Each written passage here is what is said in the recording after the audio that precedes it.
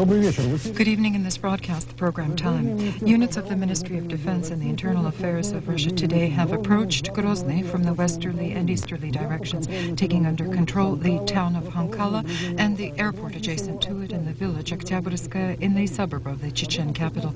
At 1600 hours, this was announced at the meeting of the operational headquarters under the government of Russia, which was chaired by the first Vice Premier Oleg Saskovets.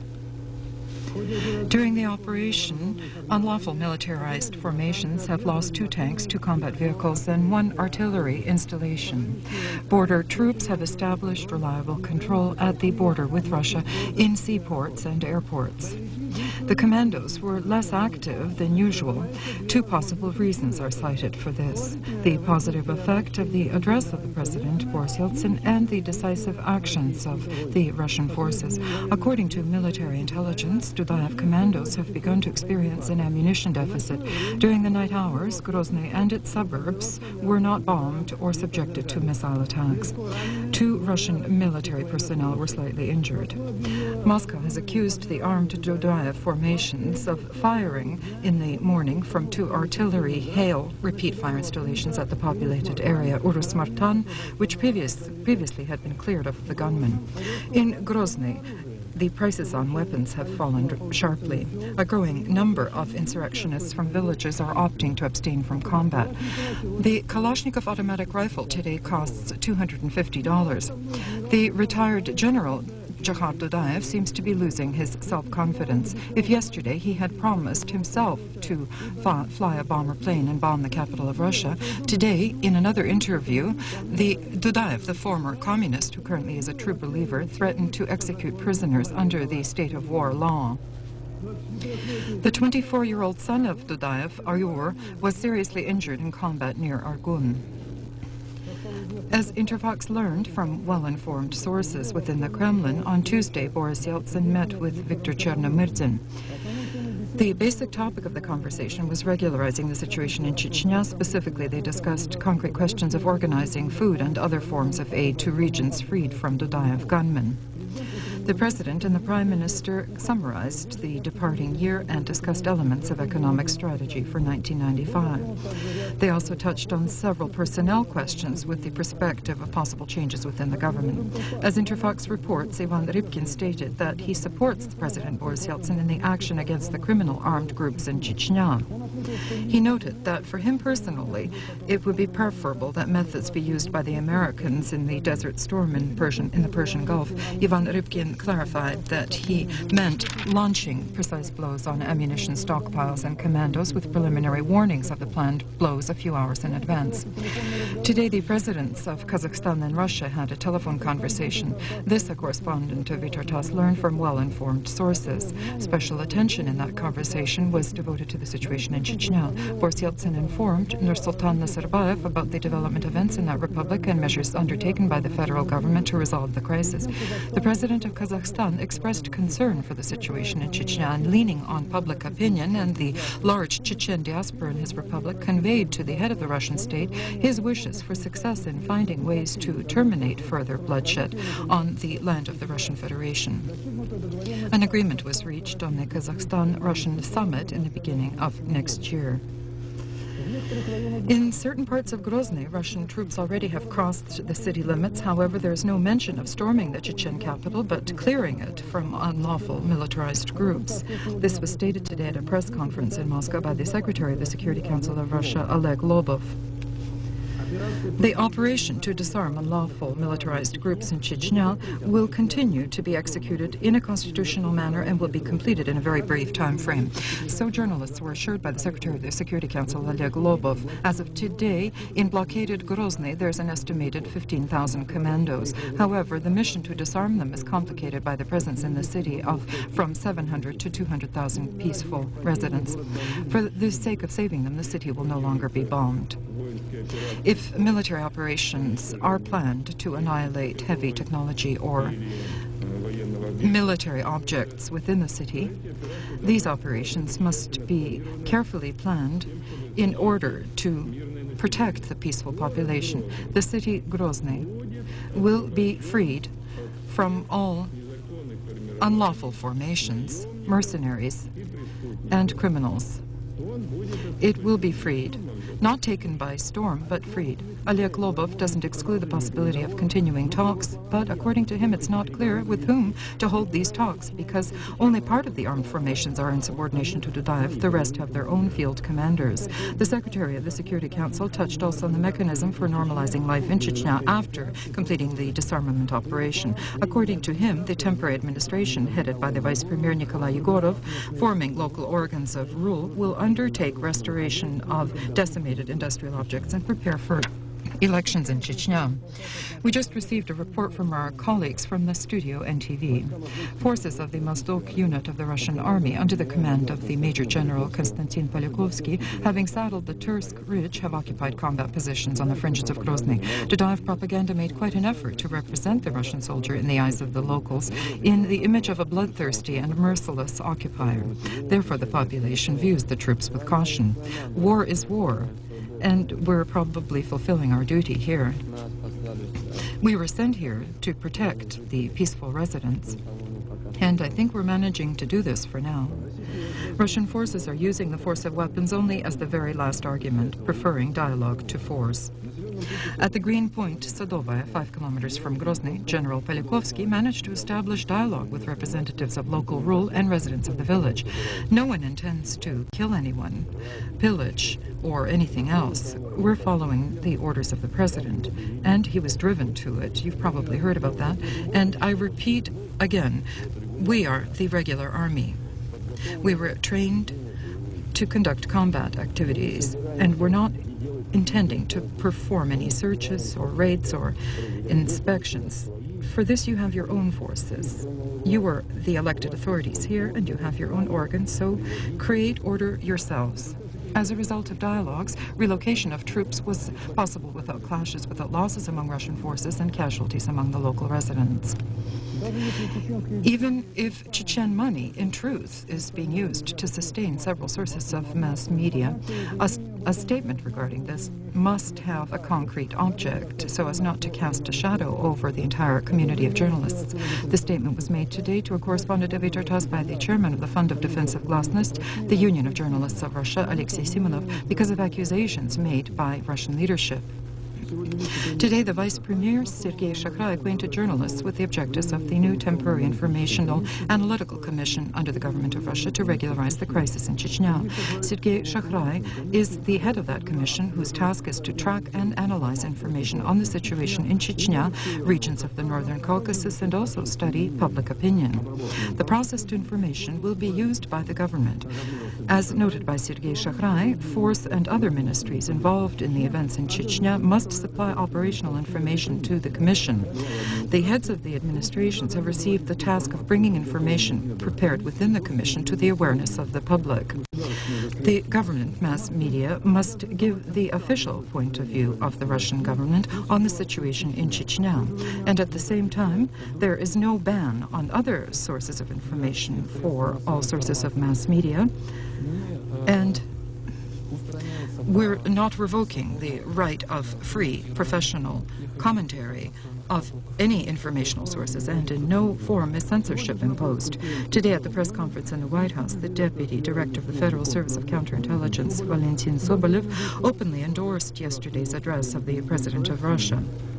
The FSK is in Chechnya, according to him, in accordance with the Constitution. Valentin Sobolev supported the opinion of the President of Russia that the Dudaev regime has destroyed the economy and criminalized society. If Dudaev is taken prisoner, said Valentin Sobolev, then the norms of the Criminal Code of Russia will apply to him. The peaceful population of Chechnya can be at peace.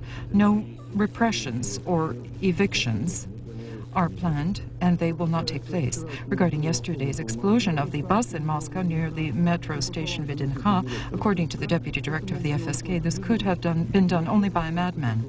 In Moscow, prophylactic work is underway, and a large quantity of weapons and ammunition is being confiscated. However, the threat of terrorist acts, according to Sobolev, does exist. Dudaev is not a simple person. He has trained terrorists, gunmen, he has paid money, and he believes that someone will perform a terrorist act, but no one is for now. There is a restraining factor which influences them. The Federal Immigration Services have registered, as of today, 34,374 people as forced resettlers from Chechnya since the beginning of the military operation to restore lawfulness and order there. Probably none of these people could have even imagined that the traditional family holiday, New Year, will have to be greeted away from native lands, and the word refugees is previously known to Russians from reports from hot points of the globe, will become a harsh reality of their lives. Of course, one cannot say that the new land is hostile. It's relatively comfortable for hundreds of refugees from Chechnya. They have not become foreigners and are eternally grateful to the employees of the immigration services of the Astrakhan district who took on the complicated burden of temporary housing for them, and to those who decided to stay. More than 80 well-set-up apartments were allocated. The leader of the party of the Democratic Choice of Russia shared with journalists his impressions of yesterday's address of the president. In the opinion of Gaidar, the Russian side is not taking dialogues seriously as a means of resolving the Chechnya problem. Of course, I was glad to hear that the president gave an order to cease air and bomb attacks on the residential parts of Grozny. Gaidar stated that his party and the Russian Fund of Compassion and Health are beginning to organize deliveries of humanitarian aid to Chechnya, announcing his objection to the policy of the president regarding resolving the Chechen crisis. Yegor Gaidar yet feels it's unfeasible for a minister and a member of Russia's choice to secede from the government. The president's aides, Yuri Baturin, the national security aide, and Georgy Satarov on political issues, refuted rumors that they intend to resign in the near future. In an interview to correspondent Interfox, Baturin and Satarov called these rumors absolutely unfounded. Georgy Satarov added that probably certain political circles very much want at this moment to have ejected out of the president's team persons with certain political views. Today, the Minister of Foreign Affairs of Russia, Andrei Kozyrev, gave an exclusive interview to our program. In it, there was discussion of the situation around Chechnya. We would be misunderstood if we didn't at least touch on this question, since this is a Russian republic and currently is a bleeding wound.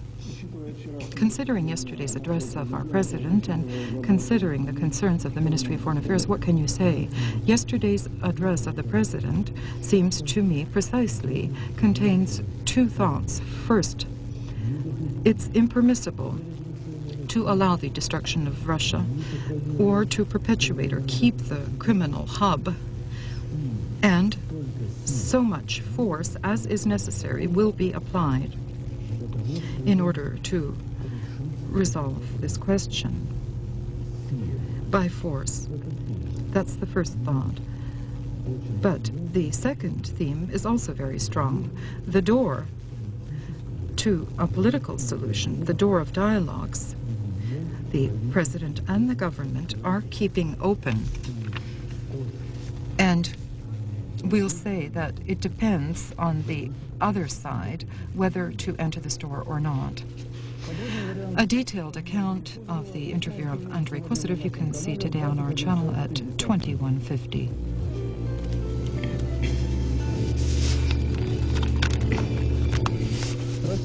Russia intends in 1995 to import approximately 2 million tons of grain. For the 11 months of the current year, 3 million tons was imported and also 1.5 million tons of sugar, and will continue to purchase meat and dairy products abroad, especially to supply the capital and major industrial centers. These figures were quoted today at a press conference in Moscow by the Vice Premier Alexander Zaviruha. The decline in agricultural industry of Russia continues. In the waning year, rural yield will continue to drop by 6 to 8%. With this, the press conference was begun today by the Vice Premier Zaviruha. If sufficient supply of grain, potatoes and vegetables causes no alarm, then the production of sugar and livestock goods will not satisfy the country's demands. The Vice Premier feels that the major blame for this lies on the financial hunger of agricultural producers. By December, the agricultural industrial sector received around 10 trillion rubles, half of what was foreseen by the budget, and in the draft law of the new budget, only 8 trillion is allocated overall. Responding to the question from the program Time, will even this insignificant money these days be dissipated, Zavirucha said that first of all, this money will be invested into concrete programs. First, the first and compulsory condition is the program to sustain fertility of the soil. And even if this little amount is allocated, still a certain part will be disbursed for compensation for the cost of fertilizers. It's true, today fertilizer is 3 times more expensive than grain. The farmers simply can't afford it. Interesting pre-New Year news is reported in the last issue of Arguments and Facts. It turns out that the only product which in yield has exceeded last year's levels is sausage. It's also good news that as much champagne was produced as last year. This is overall throughout the country, but individual companies have their own small victories. By 2,500 tons compared to last year, the manufacturing of products has increased in the joint stock company Rizan Broiler.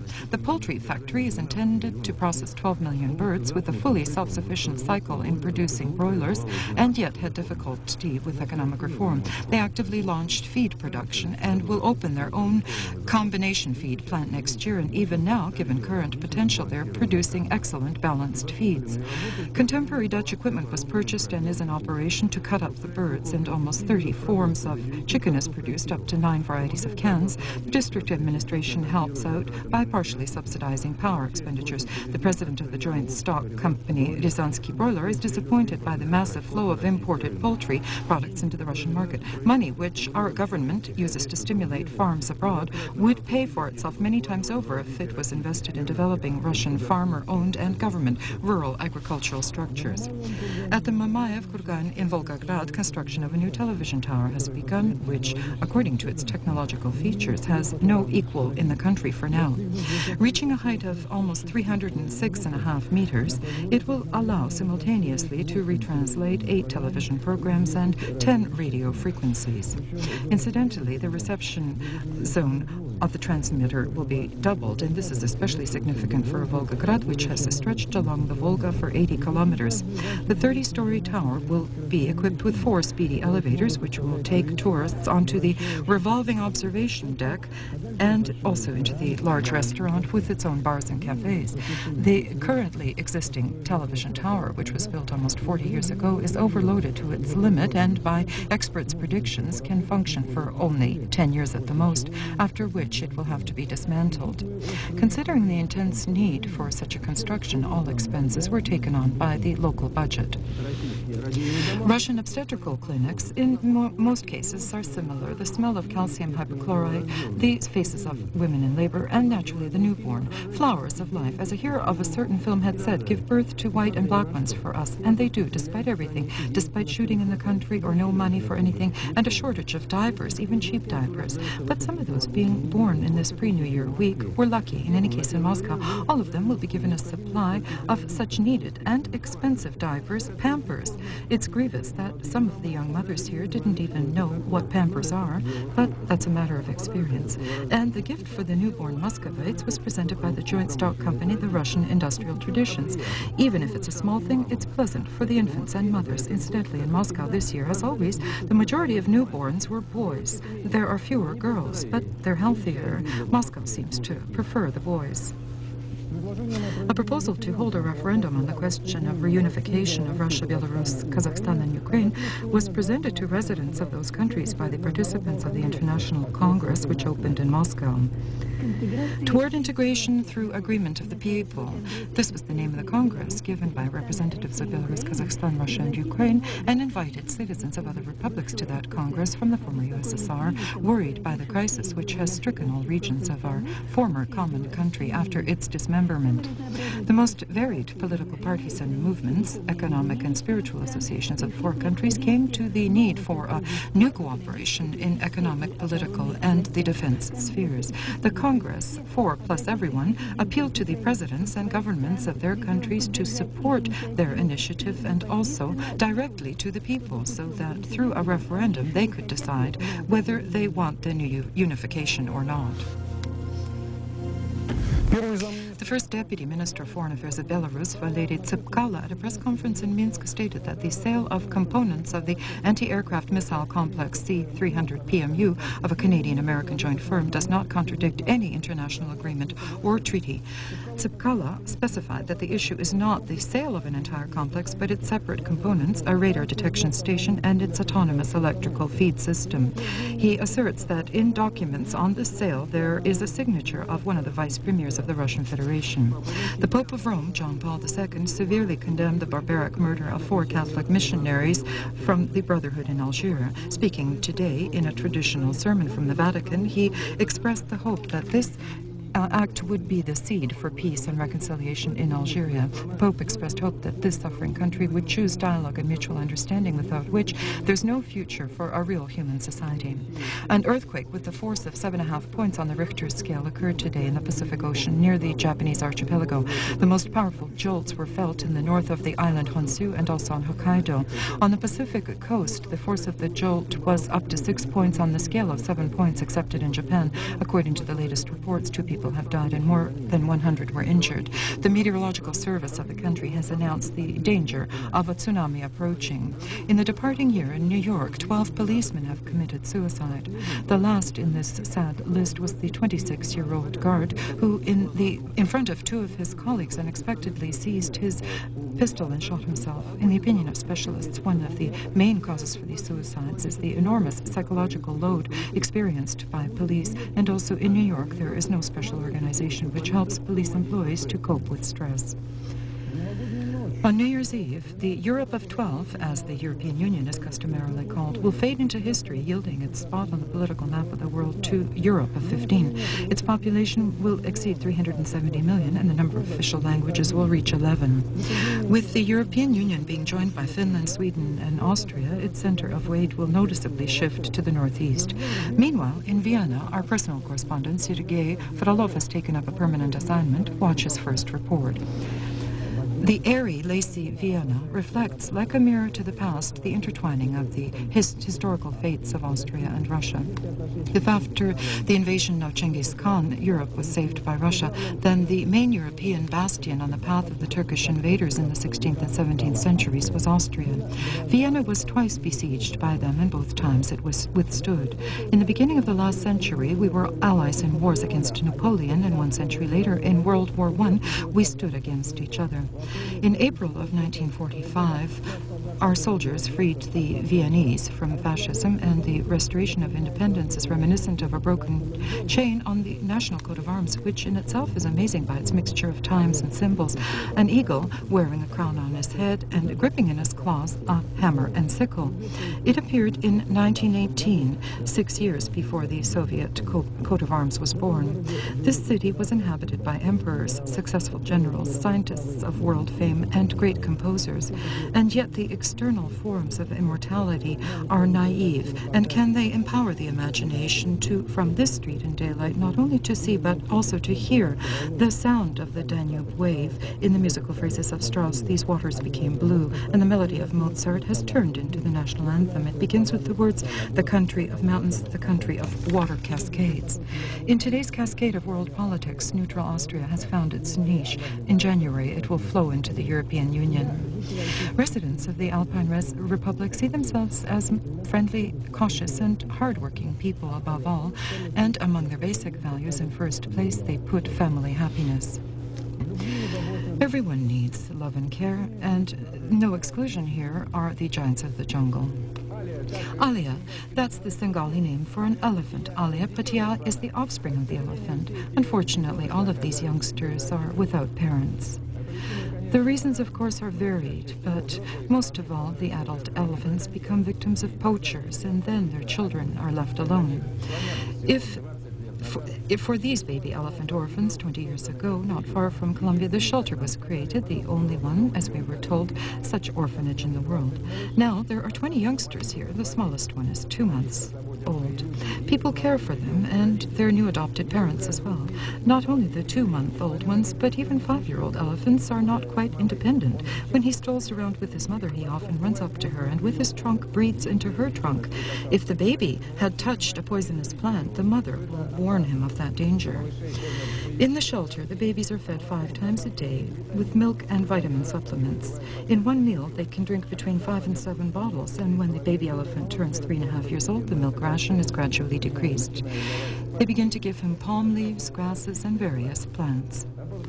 Having grown a bit older, the youngsters themselves become the guardians of orphan elephants, and they're also taken by local temples to participate in ritual ceremonies or are given to zoological parks. Incidentally, one of the residents of the Moscow Zoo also grew up and was raised here in the shelter for elephant orphans in Pinavala.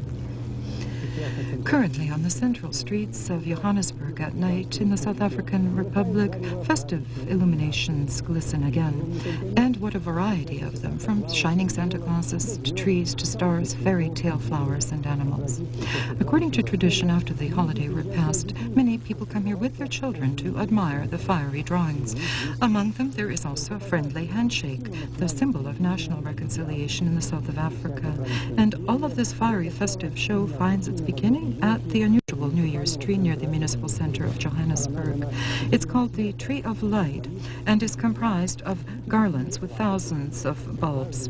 Each one of them is lit up as a symbol of a personal donation, which is of the amount of 25 rands, around $8, for the aid fund for poor and sick, including sick children.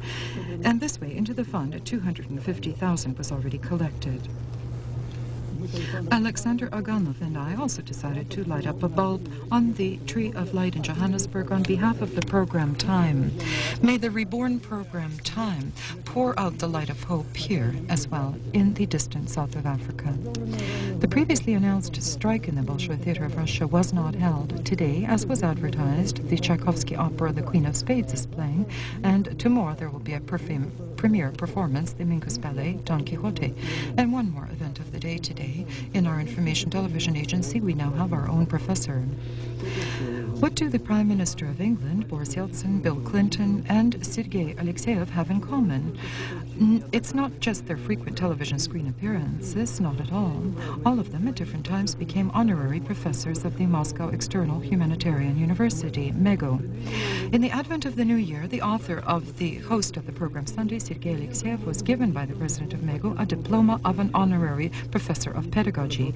Naturally, professors' diplomas aren't issued lightly. Alexeyev received his honorary professorship for his major contribution to Russian culture through means of his broadcasts. Well, our own professor of pedagogy in our information television agency is not bad at all. With this, I bid you farewell, and in a moment, Oksana Polonskaya will tell you about the sports news. Goodbye.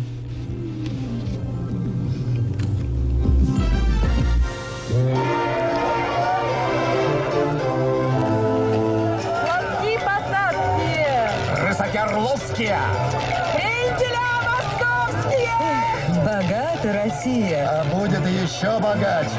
Сохраняем, приумножаем русский дом селинга. Приумножать богатство клиентов – дело каждого банка. Приумножать богатство окружающего мира – дело каждого из нас.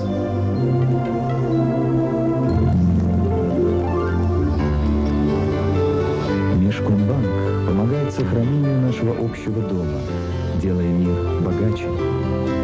Гармония мира, гармония дела. Межкомбанк.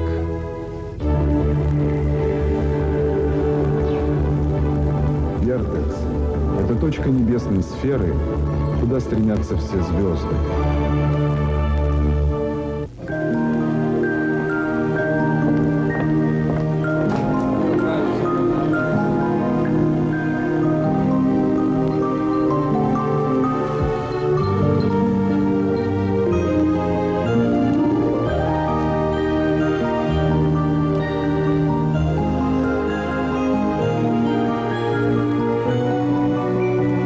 Удачи в новом году. Финансовая компания «Русская недвижимость».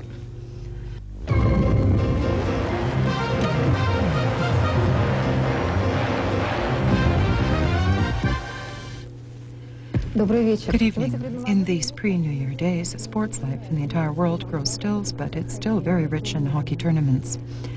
In the second round of the Youth Team World Championships, the Russian team, with a score of 4-3, beat the Czech Republic team, and its next match will play with the Ukrainian team. The European hockey tournament continues. In the key group, Toliați Lada today met with Dukla from Trenčín, and the match ended with a score of 9-2 for Lada. Beginning with a defeat in the Spengler Cup in Switzerland was the Chilevens Tractor. The brilliant performance of the goalie permitted neither the Tractor nor its rival, the Swedish Färjestad, to win in basic time, and only a series of after the game scoring attempts yielded a winner with a final score 0-2, a victory for Färjestad. And the second match of Tractor with the Finnish team HIK ended with the victory of the Russian team with a score of 4-2.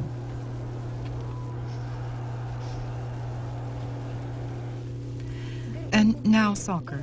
Today, the three-time Russian champions, the team of the Moscow Spartak, began to prepare for the new season. It's interesting that the Spartaks have kept their entire last year's team, but regarding additions, as we were told in the press service of Spartak, they've added to their team the defense player Tetradze from the Moscow Dynamos, the goalie Nigmatulin from Kamaz, the defense player Afanasyev from the Moscow Torpedo team, and the offense player Velichka from the Minsk Dynamo. A brief report from Izhevsk, where the traditional biathlonist competitions of the Izhevsk rifle took place, and although the strongest currently are competing in the world tournaments, the race was intriguing, and the winner was named only after shooting on the very last stretch. He was the Izhevsk biathlonist Alexei Kovalev.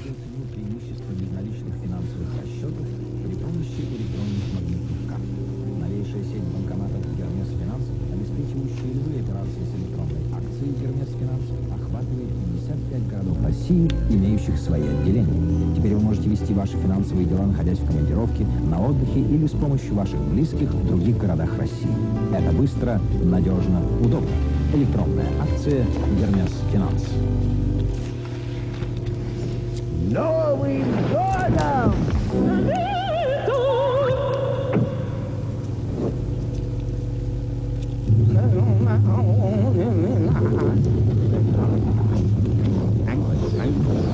Мы найдем язык с любым клиентом. Рекламное агентство «Премьера СВ». Я черепашка, ниндзя!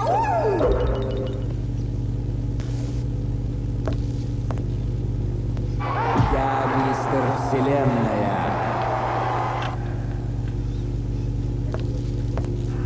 Я пришелец из космоса.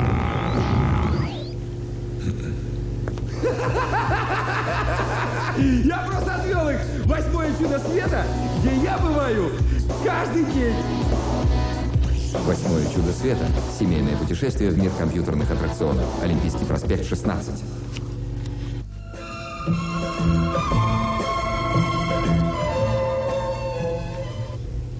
Good evening. According to the Oceanic Meteorological Center, the western air masses are carrying into the European part of Russia warm and humid Atlantic air. Carried by these masses, a cyclone from the Baltic Sea is moving toward the south of the Barents Sea.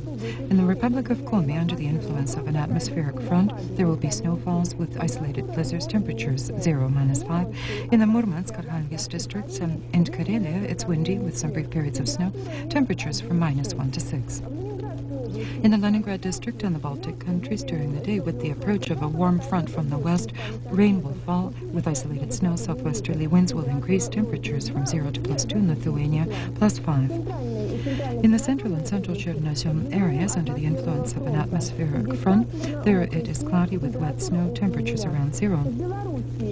In Belarus, Ukraine and Moldova, it's cloudy with isolated rain with snow in the morning, fog during the day from +2 to 6 degrees. Along the Volga, an atmospheric front will bring abundant snowfall and stronger winds during the day, 0-3. On the lower Volga, -3 +2. In the Rostov district, Krasnodar, Stavropol-Rim areas, it's cloudy with isolated light precipitation and fogs, slippery roads. During the day, 0 +5. According to predictions in the republics of the Northern Caucasus, it will be cloudy without precipitation mostly in the morning-evening hours, fog with visibility of less than 500 meters. The roads are icy. In Ingushetia and the Chechnya Republic, at night -2 to 7 during the day, 0 -3. In Northern Ossetia, partly cloudy skies, 0 +3. In Dagestan, +2 to 5.